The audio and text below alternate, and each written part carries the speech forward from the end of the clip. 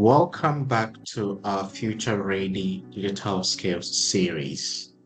And this is lesson 1.7. Every time you send a message, watch a video, or open a website, your device is connecting to something. In this lesson, I will explain basic networking concepts in a very simple way so you understand how devices connect to the internet and to each other.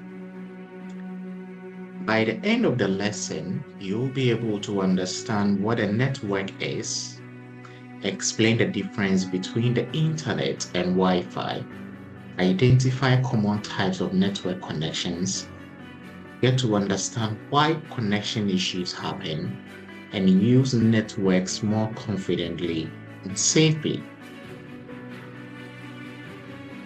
So what then is a network? A network is simply a group of devices connected together so they can share information. So we can have situations like phones sharing files.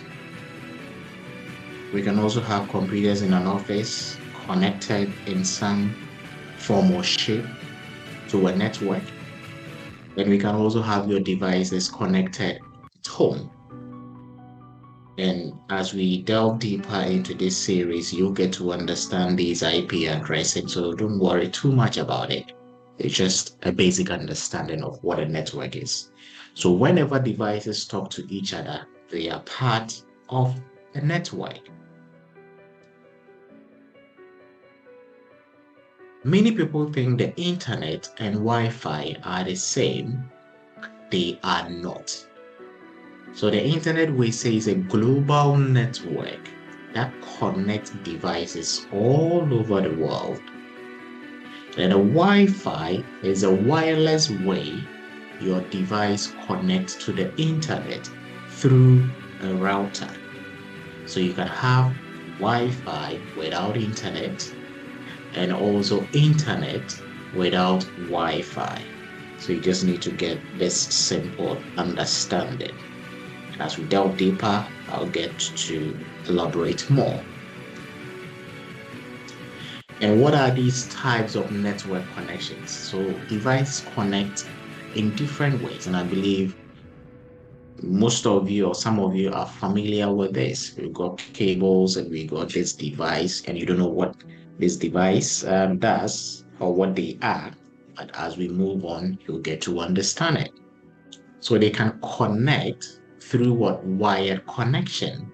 So we have wires going through, so we have a switch. These are Ethernet cable, but as I've already explained, it's just the knowing bits, understanding it.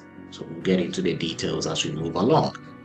So it uses cables, which we usually term as the Ethernet, and it is common in what? Offices. And when you go to the internet cafes, I don't know if we still have internet cafes around.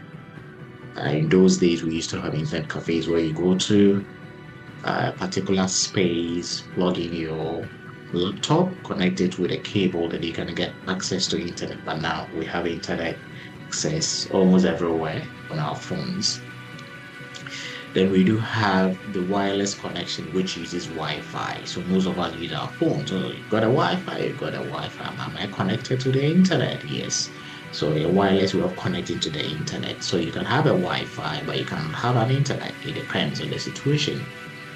And it is common at home and in public places. So if you're using an Android, if you're using an iPhone, these are examples of that.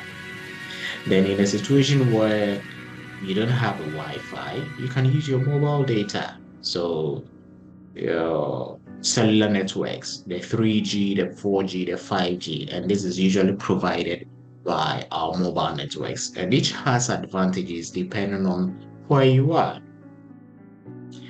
And let's move on to common network devices. Some devices help networks work. So we need to understand that we have a router. You just need to know them, just recognize them. So this shares internet to multiple devices. And I believe most of our homes have these devices. Then we have the modem, which connects your location to the internet provider.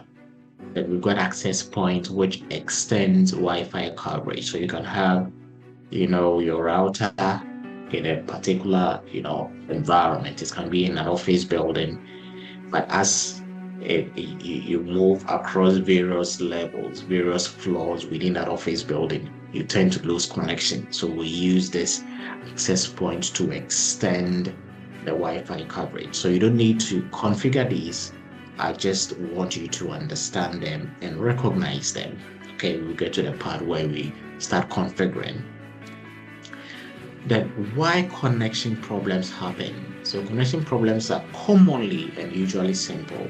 What are some of these common causes? So we can have a weak Wi-Fi signal. Then we can have too many connected devices. Then probably you run out of your data bundle. It's gone. It's finished. So once that happens, then you lose access to the internet.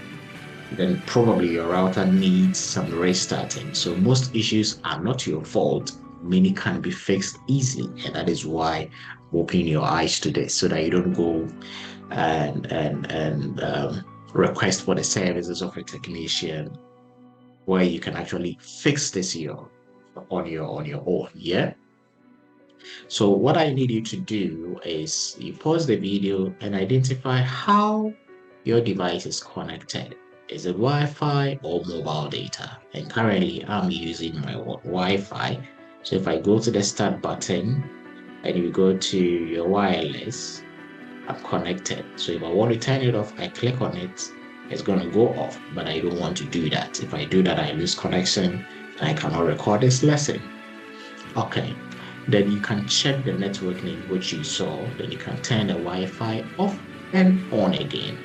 So this is just building awareness and confidence. So what have we achieved in this lesson? So what we have done is to at least understand what a network is, also get to know the difference between internet and Wi-Fi, and the types of network connections, and why connection issues happen. So in the next lesson, we will look at Ethernet standards, cables and connectors, and when to use them. If this lesson helped you, please subscribe to the channel to receive all new lessons as I release them. Let's continue building your digital confidence step by step and one day at a time. Thank you. God bless. And see you in the next lesson. If you've not subscribed, please do that. Bye-bye for now.